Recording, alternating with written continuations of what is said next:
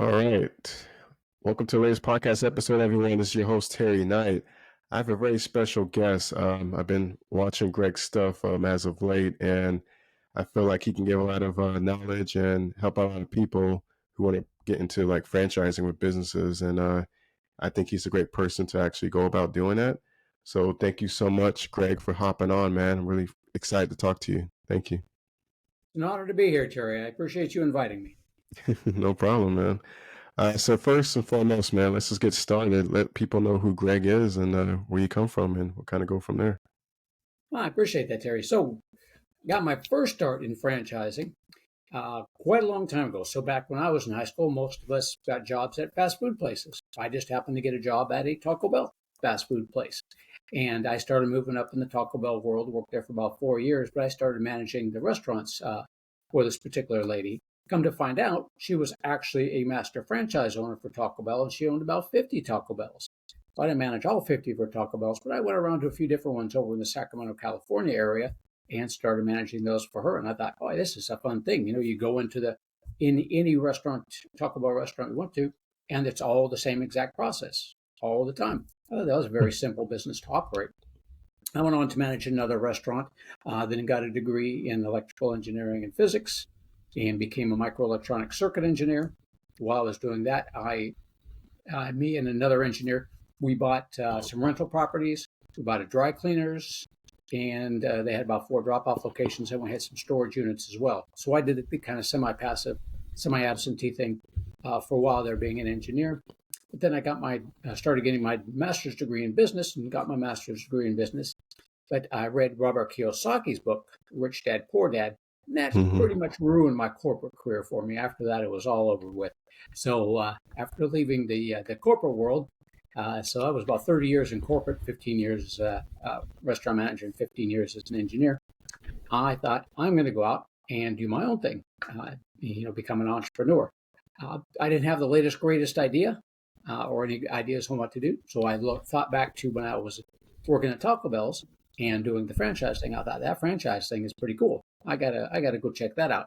So I started going click happy, and I was clicking around all these different businesses and franchise. I had so many franchise development people call me, but I finally got a hold of a franchise consultant who said, let's just hold on to that process for just a minute, put everything on hold, and let's take a look at, like, where have you been? Where are you at now? Where do you want to be?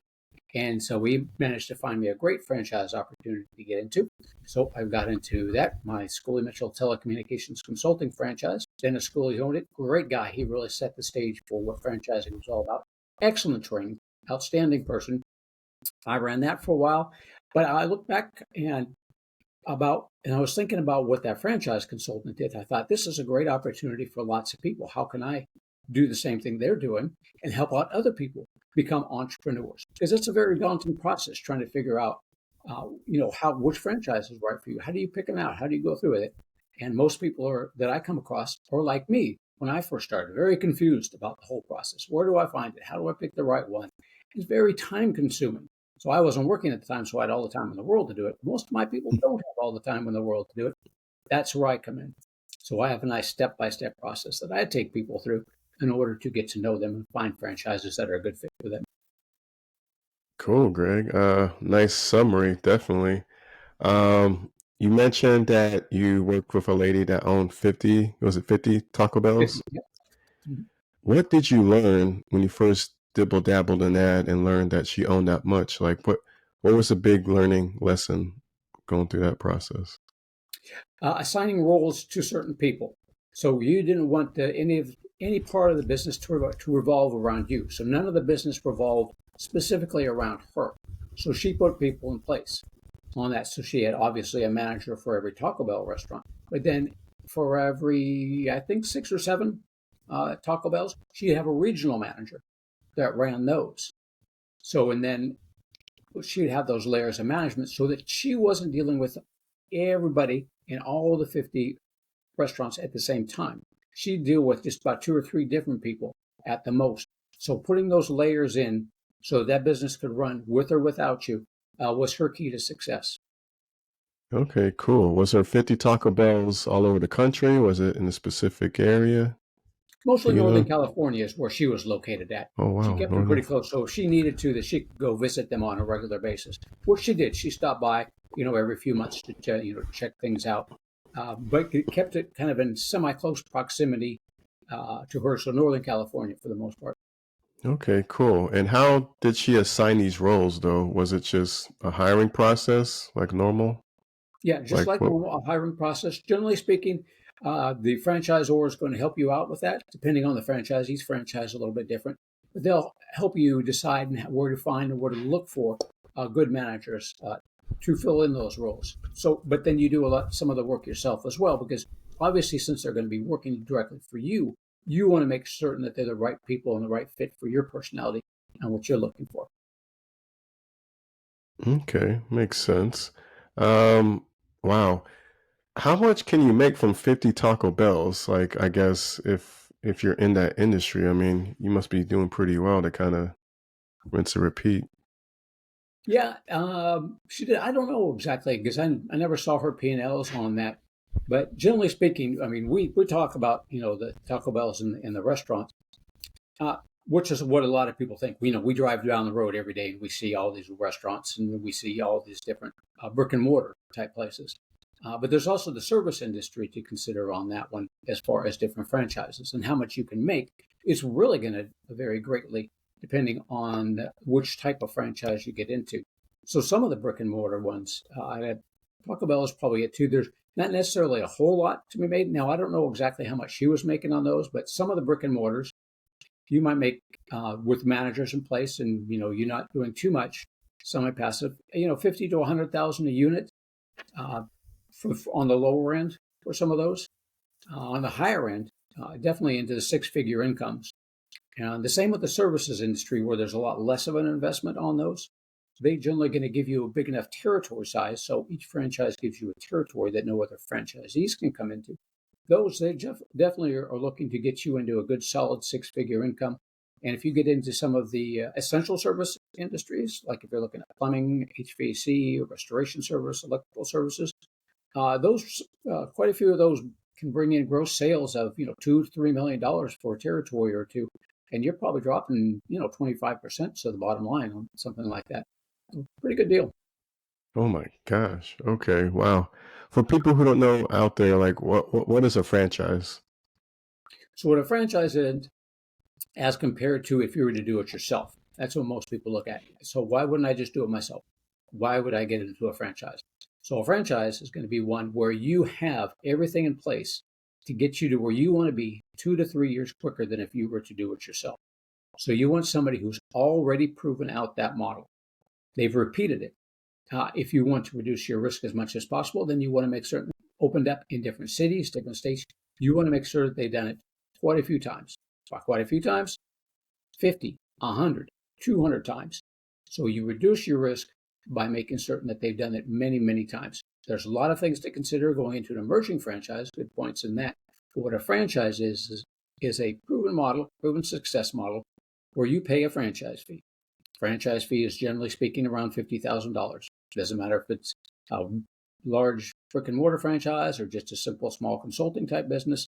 It's generally around 50,000, give or take. One-time fee. One-time fee. Uh, Teaches you everything you need to know about that system in there. They'll take you and train you, bring you to their offices. Then you have your ongoing royalties. Royalties will be between 5 and 10%, generally speaking. Now, that's going to depend on what the franchisor is providing for you. So, what you're going to be looking for there, as far as what they provide for you, is if it is a brick and mortar, do they have a nice grand opening? Do they help you with that? Do they help you go out and get clients? If you're in the fitness industry, do they make phone calls and try and get your membership? If you have a membership model, try and get your membership built up before you open that business up. So you're already getting close to being the profit range on that.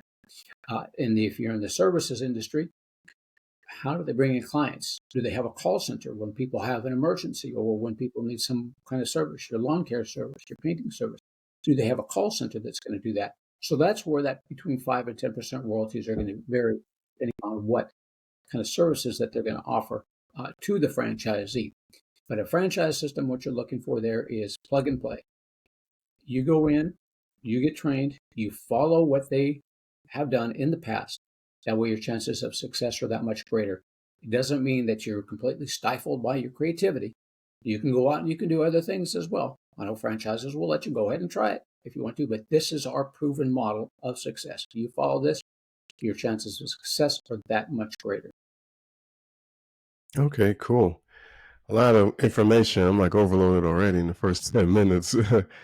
Greg, you mentioned like 50 to 100K a unit on average, maybe if it's like a restaurant franchise, maybe, It or that's just varies. over.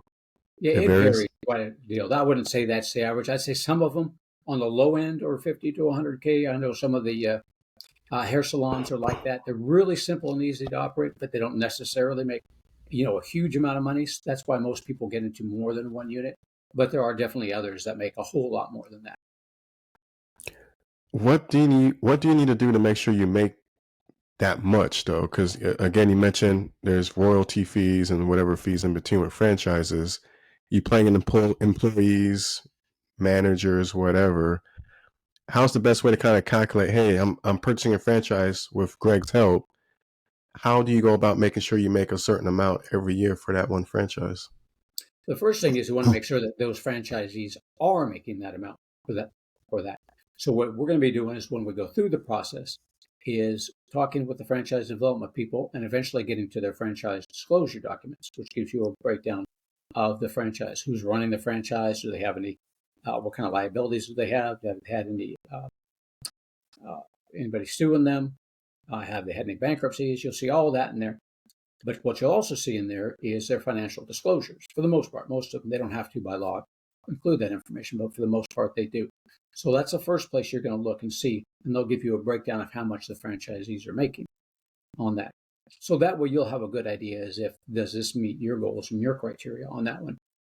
Then, after you get through the franchise disclosure documents and learning all that information from the franchisor, you're going to go out and talk with the franchisees. That's expected of you to go out there and talk with as many as it takes for you to get a good feel for the business. I have a list of questions that I give everybody for the franchisors and for the franchisees. Well, one of those questions is going to be, which everybody asks, is how much do you make? How long Mm-hmm. did it take to get there? And Mm-hmm. what do you got to do to get it?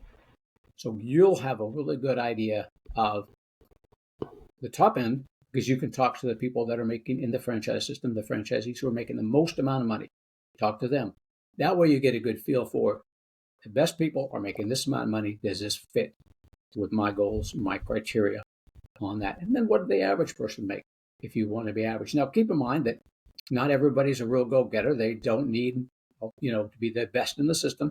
Some of the Mm-hmm. franchisees you're going to talk to have that work-life balancing. It's like, if I Mm-hmm. can make, $50,000 a year and I work 4 hours a day, I'm golden. But some other people are like, I want to make as much as I can as soon as I can. So they're going to put in more hours. So you have to kind of look at that. Do I have to put in more hours to get more money? Or to make, as you were saying, Terry, to make the most amount of money, you keep a close eye on what your expenses are while you're going through that investigation process. Put a little spreadsheet together or just stick it Mm-hmm. on paper. What are my costs associated with the business? If it's a brick and mortar, obviously you've got a lot more costs. Uh, you've got that real estate, you've got police, electricity, all that. So just get a good idea of what that's going to be in your area.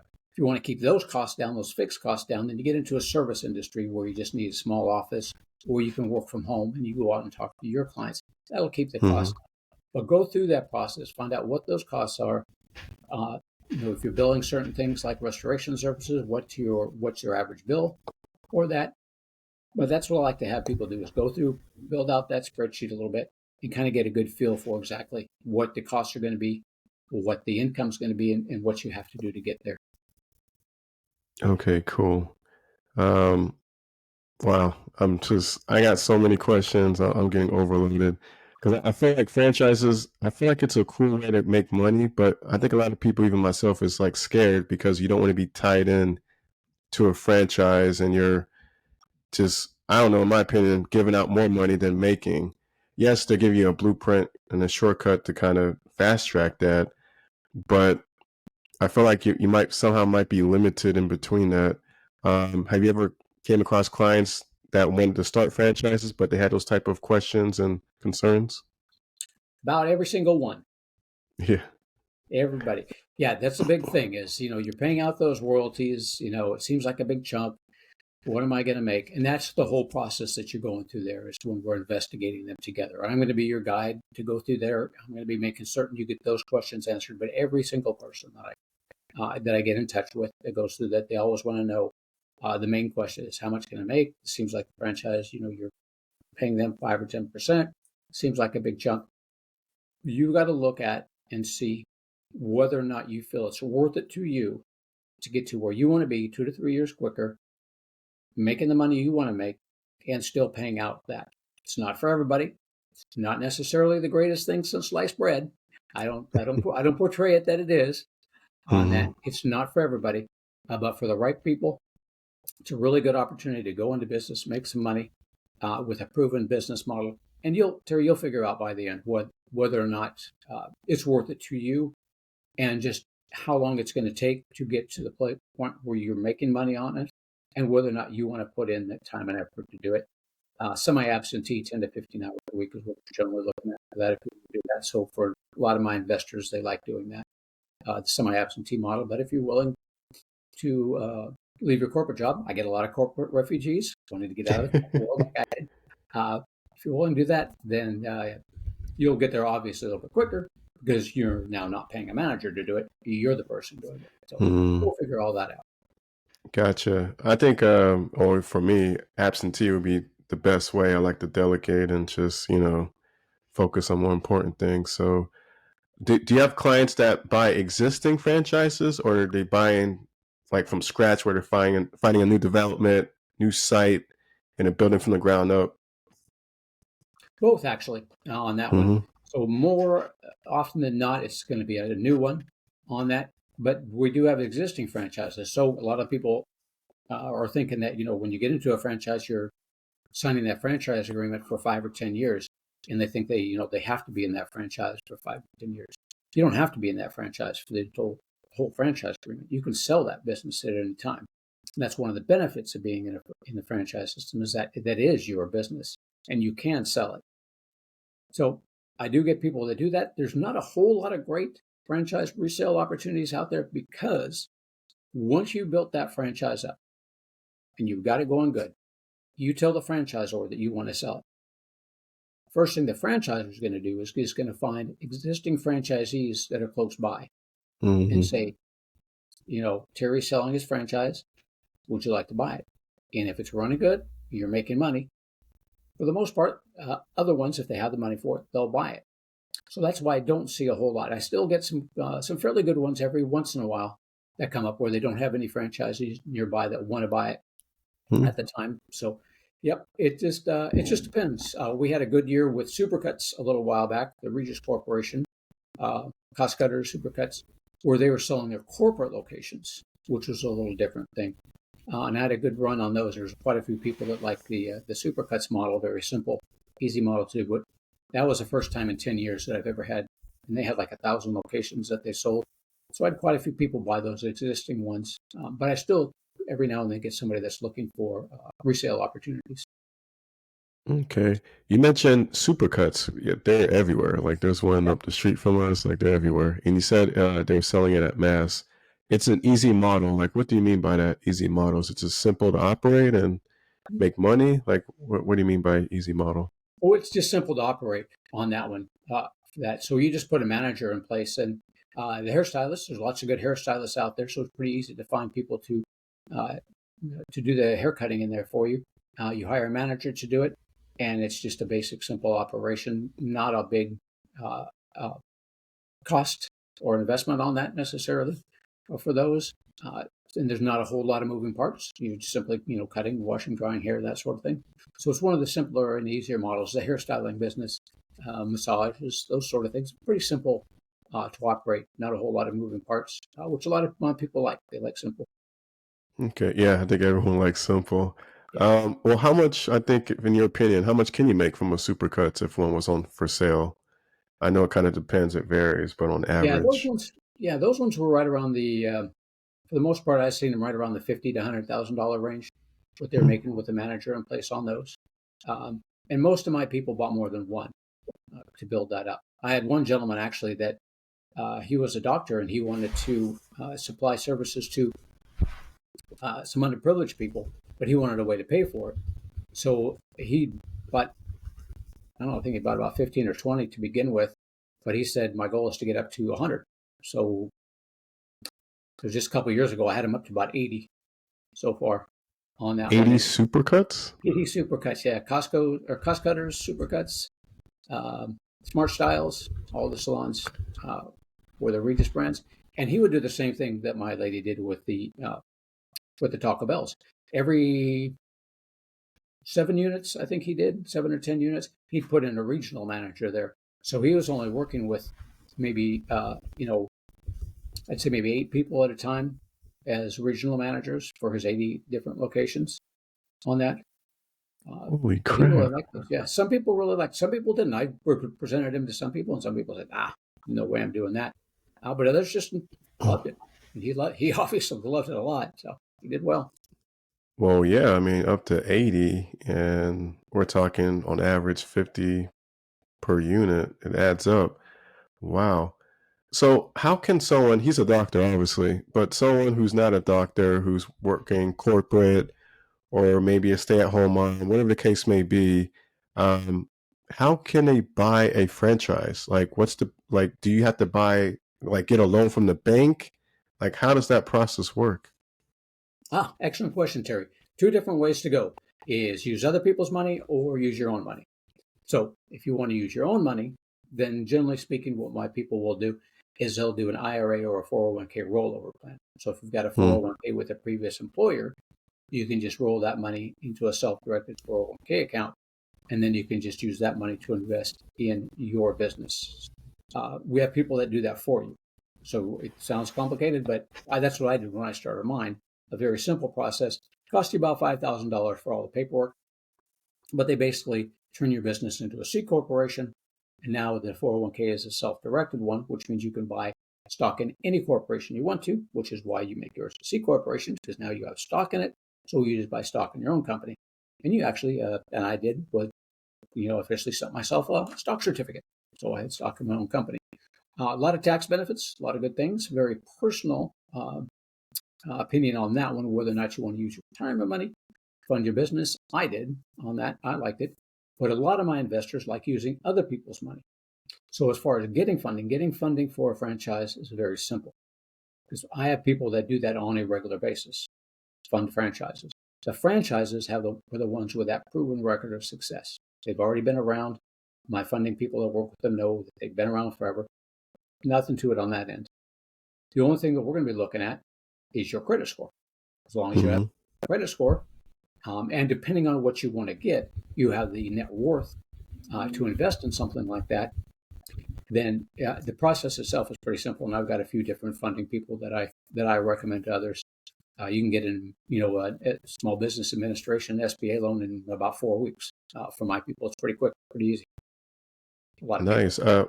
What's the credit score requirements? Is it like Usually, 680 or 700? yeah, 680 on up. 700 you're golden. 700 on up you're good. But I think we can go Hmm. down to about 680 or so. So it's not too terribly stringent. Gotcha. And for the client you had that has the 80 Supercuts locations, what did he do? Did he use other people's money? Did he do a combination of both? Like, how was All he able to scale that up so fast? I'm curious. Like, that's Yeah, crazy. all other people's money. Most of my investors just love using other people's money. They just make certain that the investment is going to service the debt. As long as the Correct. investment services the debt, then once you get that business, you get that going. Then you can get another loan because now you've got that money coming in from the debt, from the investment. So the banks and the other people, the funding people, look at you and say, okay, everything is smooth, everything's positive, and you just keep on building on top of that. Okay. So I had a question regarding that because you mentioned funding and your credit score. Mhm. If you're going up to 80 Supercuts, I'm guessing it's based off your personal, obviously, your credit score.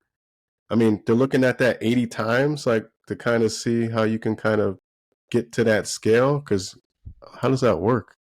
They're going to be looking at the businesses that you have and whether they have a positive cash flow. Okay, got you. All right. So they want the overall business has got to be a positive cash flow, and if you can, then you're getting into other loans, other business type loans. that you can get for that based on your existing businesses. Oh my gosh. And see, this is why I like talking to you, Greg, because like I'm skeptical about franchises, but I also like it. Like it's like a pros and cons type of thing, but you can make so much money like this doctor. I mean, it's crazy. Rick Ross, he's a rapper. He has like 25 Wingstops, I think even more now. And he did the same exact thing you did, but just as a restaurant franchise.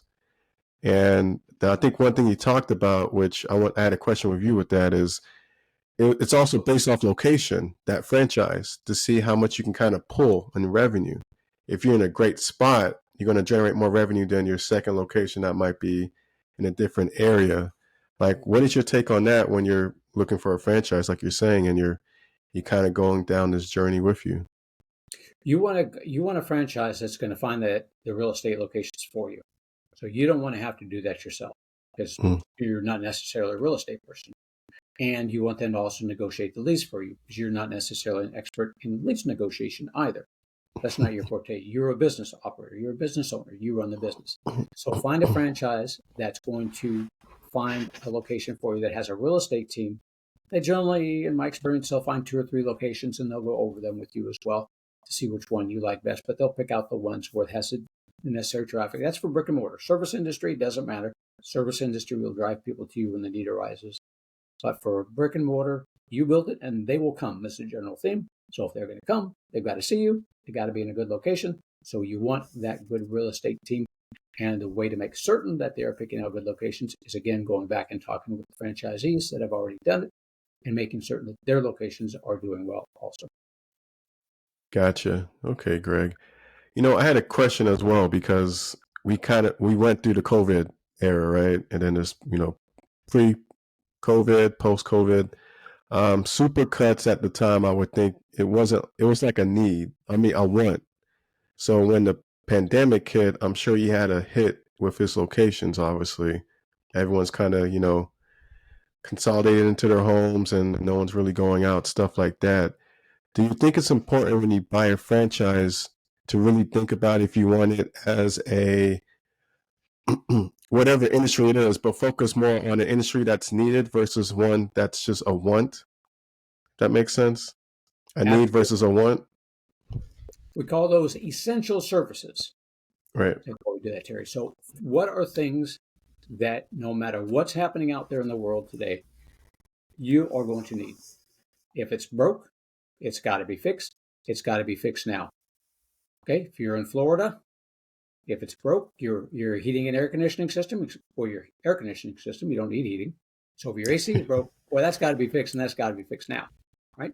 Essential Yeah. services. Those are the ones that do it. Plumbing, electrical, restoration services. You have a lot of restoration service needs down there in the Florida, Texas area. Okay. Mm-hmm. Those are the restoration services that you see because the news projects all those disasters. So that's what they like to do. But with restoration services, there are a lot of things you don't see that keeps you going. There's a lot of smoke damage, flood damage, the water, not necessarily flood, but water damage from broken pipes. You've got hoarding. There's all sorts of different restoration service needs that you need. That one's essential. So think of those ones that are essential services. The senior care was an essential service, and it still is, always will be. We saw tutoring even take off. So tutoring with the kids. All parents want to make certain their kids get as much of an education as they can. Tutoring has been very good, always done well on those.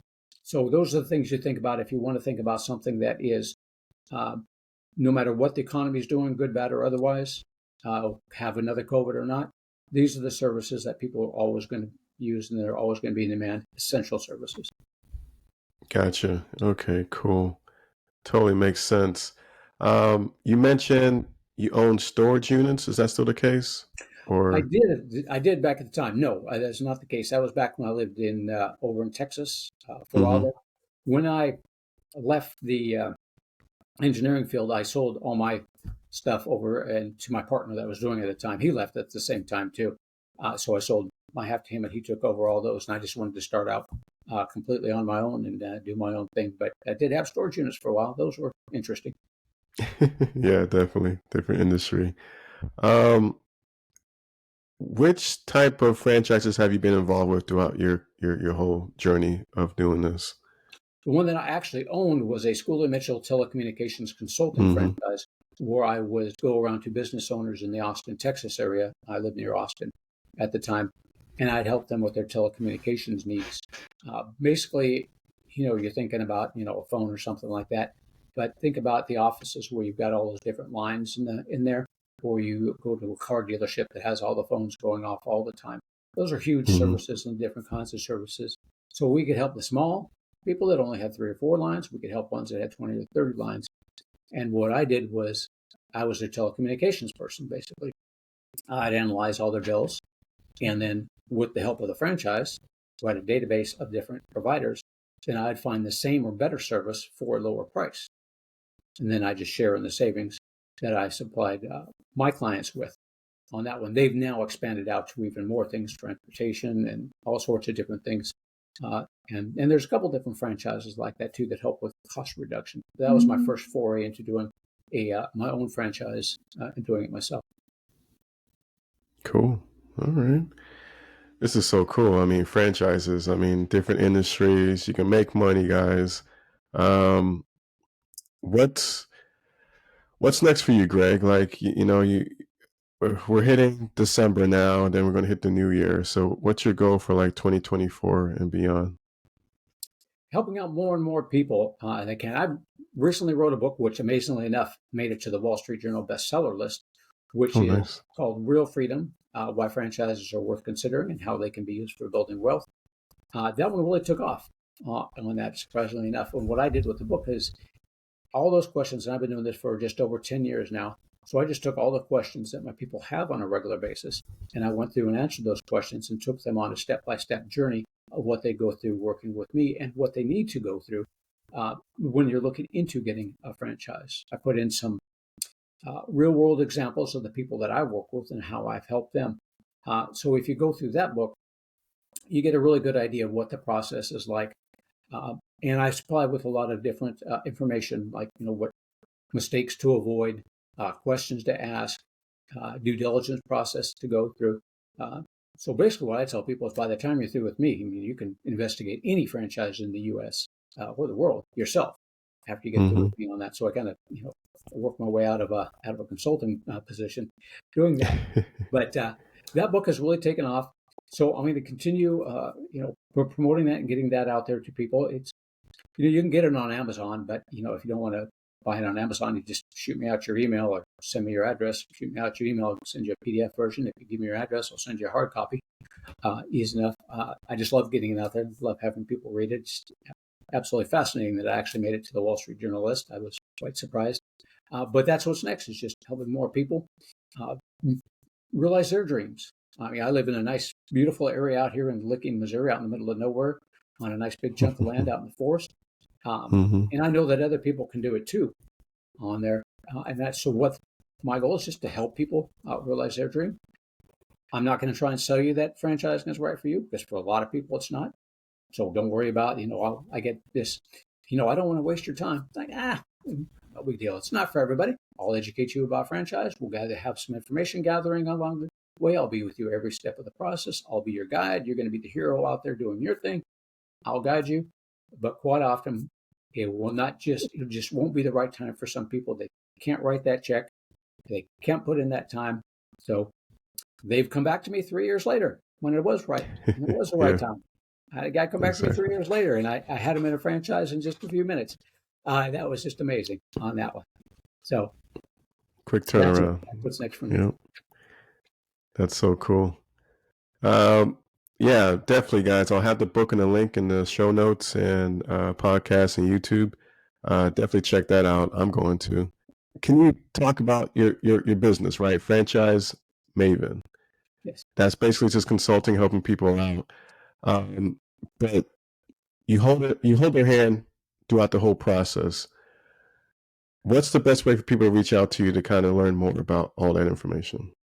You can go to my website, franchisemaven.com. That's franchise, MAV as in Victor, EN.com. Send me an email at greg@franchisemaven.com, or just pick up the phone and give me a call at 36. Cool, guys. You heard it here first. Greg, about your book, man. What's one thing? Because you already kind of went in details with it, but what's one thing that sticks out in your book that people should know about? Resources to go out there and find a franchise. Don't try and do it yourself. So the big thing Mm. that stands out is getting advice from other experts. One thing that I used when I was looking into my franchise was SCORE, SCORE.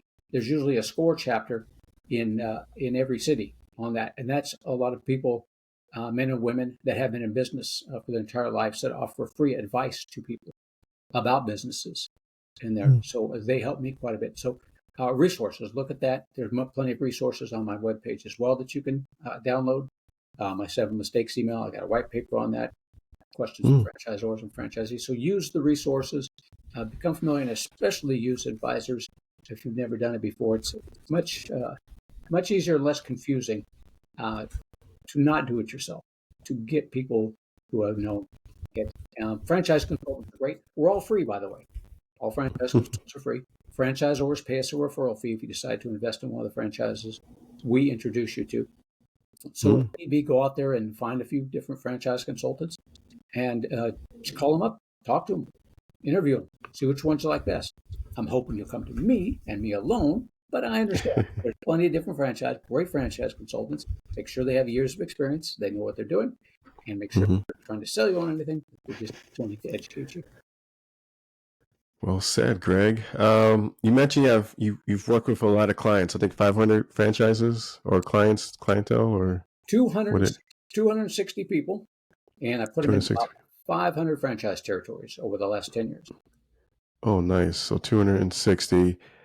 Can you name a few of those franchises that people may know, just off the top of your Ones head? people may know, the supercuts that we talked about earlier. Supercuts, yep.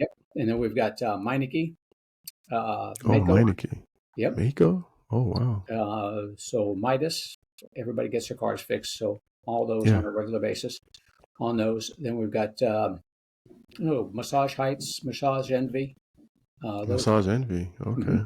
So those are some of the ones that we work with on a regular basis. So it's interesting. You'll see these are all the brick and mortar ones that you work with. Like if I was to mention 1-800 water damage or the Belfour group, that might not ring a bell. But if you were down and if you dealt with Katrina at all and were down there, you would have seen the Belfour group out there, which is the largest restoration company in the whole world, and they did have to clean up Katrina. So the ones I mentioned, the ones that people know, are the ones that we drive by and see all the time. The Meinekes, Michaels. We don't work with a lot of the big restaurant ones because they have so many people that want to get into it that they just have their own team on that. But those are some of the ones I work with. Another restoration company, Neighborly, you wouldn't probably hear Neighborly, Air Serve, Mr. Rooter, Mr. Appliance, the Brown Guys. Mr. Rooter. Okay, so yeah, okay. So they are the largest home services company in the U.S., and they have about 20 different franchises underneath them. So that's a good way if you want to build that empire where you can actually own the home. You start with one of their franchises, and then if you want the same territory and you just want to grow vertically, then you just invest in another one of their franchises.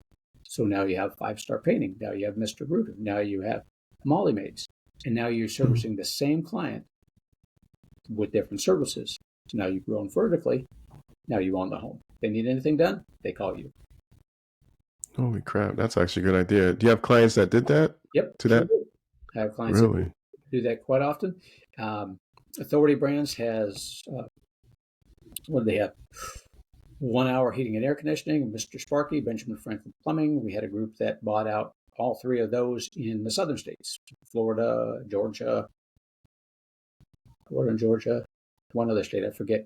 But they'll buy out the whole thing. So not only do they grow territory area, but now they've also done the vertical thing where they've got 3 different franchises. So anything that needs done in that area, that's what they do. And yes, my clients love doing that. They either grow vertically, or they have an area developer type one where they take the whole area, or they'll pick up a couple of different franchises. I had another person down in Florida that did that, picked up a couple of their franchises to grow vertically on that. Nice. Okay. I was going to ask about Burger King or McDonald's, but you said those are like the big major ones that people are trying to always get into, and they have their own team, right? They do, and since they're that big, they don't necessarily. They still have territories open, but it's not a huge list of territories on that. So that's the other challenge when you want to get into something that's really popular like that is the fact that there may not be a whole lot of territories open. So there's really no need for them to have us help them. Gotcha. Okay, cool. Cool, Greg. One last question because I asked this to all the guests that come on, but I can never remember the question. Um, to end the episode, what keeps you going every day when you want to give up? And that's whether when you started back when it was at Taco Bell or getting your degrees or even throughout your franchise journey for 10 years and so forth. It could be any of those, but I wanted to get to my goal of being able to do whatever I want whenever I wanted to do it. So I always had that end goal in mind of living out in the country, living off the land, and doing whatever it took to have me eventually get to that spot in my life. So just envisioning what I wanted to do and what I needed to do to get there. So that's what keeps me going every day is that vision of where I want to be. cool. Well said. Yeah, having goals definitely helps, guys. Greg, thank you so much for coming on, man. Guys, if you have any questions, comments, or concerns, let me know. I'll guide you over to Greg and vice versa. I'll even, have everything on the notes. Again, his book, his email, his website, everything in between. And please reach out to him if you're interested in learning more about franchise businesses. I really think it's a good opportunity if you really get the help from Greg, learn the ins and out, and then you can get your first one, and then you'll get super hungry, motivated, and then you start going down the rabbit hole, right? 2, 3, 4, up to 80, like the doctor did with the supercuts. But definitely cool concept. Thanks, Greg, again. Until the next episode, guys. Peace out. Thank you, Terry. You're welcome.